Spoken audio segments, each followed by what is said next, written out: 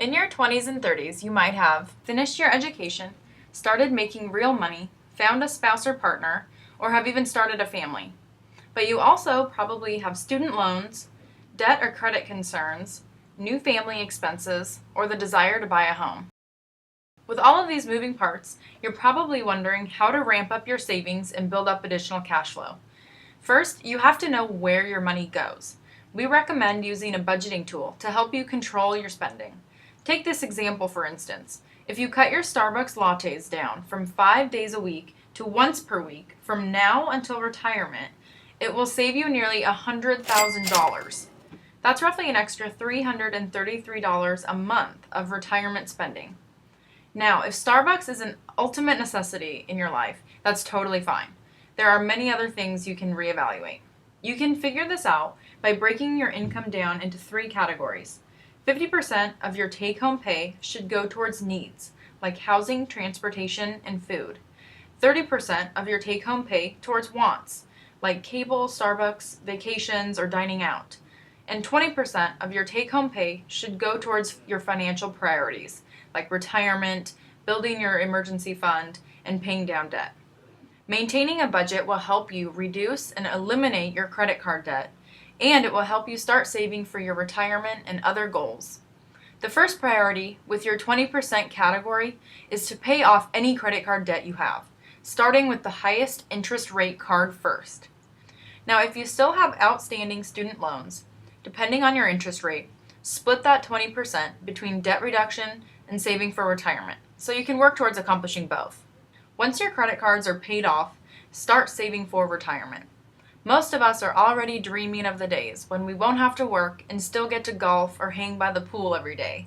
But in order to get there, we must put aside money now. By saving now, we have time and compounding interest to help our 401ks even more. Take our example here of Lauren, who started saving $5,000 a year at age 25 and kept saving that same $5,000 every year until age 65, versus Cameron, who didn't start saving until she was 45 and had to save $24,000 a year to get to that same result of having $1 million at age 65.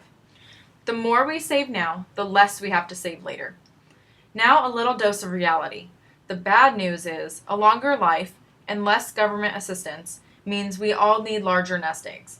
But the good news is the sooner you start, the more compounding interest works in your favor, making the act of starting to save now easier. So now you're probably wondering what to do with all the extra cash you've saved up. We recommend saving into your company 401k at a minimum to get the company match, and save the rest into a Roth IRA or an outside investment account for your other goals like buying a home. Once you start growing your savings, learn about investing. Learn the basic terms like asset allocation or diversification and how to evaluate performance. Check our website for helpful articles and links. The next tip is to create your emergency fund. Set aside 3 to 6 months of living expenses in cash to avoid charging your credit cards or pulling from your retirement savings in case of an emergency. No one wants to be caught in a bind, so build up your cash savings just in case. Our last tip is to be sure to periodically check your credit score. Credit is important for anything, from applying for a job to buying a home. Check your credit reports from free online sources at least once a year to make sure there aren't any errors on it, and be sure to correct any errors in writing to the reporting agencies. The most important piece of advice we can give you is to spend less than you earn. Always put some money away, no matter how small it is. It will add up and pay off for you in the long run.